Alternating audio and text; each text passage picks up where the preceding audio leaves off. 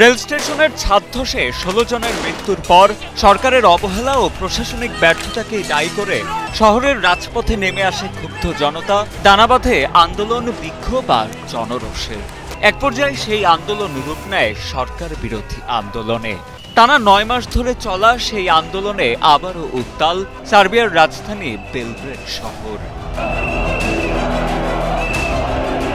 ১৫ August সন্ধ্যায় দেশজুড়ে রাস্তায় নেমে আসেন হাজারো বিক্ষোভকারী। ন্যাটো কর্তৃক বোমা হামলায় ক্ষতিগ্রস্ত সেনা সদরের সামনে জড়ো হন তারা। কয়েক ঘন্টা পর পুলিশের দিকে পটকা ও আতশবাজি নিক্ষেপ করতে শুরু করে বিক্ষোভকারীরা। আগুন ধরিয়ে দেওয়া হয় গাছে ও আবর্জনার কন্টেনারে। এক পর্যায়ে পুলিশ টিয়ার গ্যাস ছুড়ে বিক্ষোভকারীদের ছত্রভঙ্গ করার চেষ্টা করলে রণক্ষেত্রে পরিণত হয় পুরো এলাকা।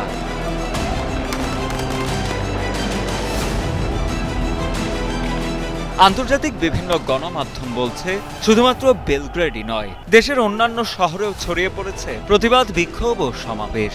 নভি স্যাড, নিস এবং ভালিয়েভোর মতো শহরগুলোতেও বিক্ষোভ মিছিলে যোগ দেন সাধারণ জনতা। নিস শহরেও পরিস্থিতি নিয়ন্ত্রণে আনতে ব্যবহৃত হয় টিয়ার গ্যাস। তবে এই সংঘর্ষে ঠিক কতজন আহত হয়েছেন সে বিষয়ে কোনো সরকারি পরিসংখ্যান এখনও পাওয়া যায়নি। তবে দেশটির প্রেসিডেন্টের ভাষ্য, নভি স্যাডে বিক্ষোভকারীরা ভয়ঙ্কর সব ঘটনা ঘটালেও সরকার শান্তি, ধৈর্য এবং সহনশীলতার সঙ্গে পরিস্থিতি মোকাবেলা করবে। এ ধরনের শান্তিপূর্ণ পদক্ষেপে সরকারই শেষ পর্যন্ত বিজয়ী হবে বলেও আশ্বাস দেন তিনি।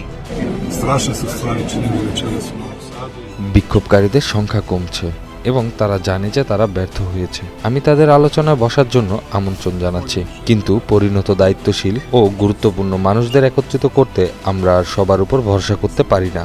এখন বেলগ্রেডের রাস্তাগুলো পরিষ্কার করার পদক্ষেপ নেওয়া হচ্ছে এবং খুব শিগগিরই আমরা নভি স্যাডের রাস্তাগুলো পরিষ্কার করব। আমরা আমাদের সব শহরে শৃঙ্খলা ফিরিয়ে আনতে এবং এই হত্যাকারীদের দ্বারা সৃষ্ট সহিংসতা দূর করতে কাজ করব। বিশ্লেষকরা বলছেন, এই দীর্ঘ ৯ মাসের আন্দোলন প্রেসিডেন্ট আলেকজান্ডার ভুচিক এবং তার দল এসএনএসকে বেশ চাপে ফেলেছে। নভি স্যাড রেল স্টেশনের ছাদ ধসে পড়ায় ১৬ জনের মৃত্যুর ঘটনাকে কেন্দ্র করে শুরু হওয়া এই প্রতিবাদ এখন সার্বিয়ার রাজনৈতিক স্থিতিশীলতার জন্য একটি বড় চ্যালেঞ্জ হয়ে দাঁড়িয়েছে।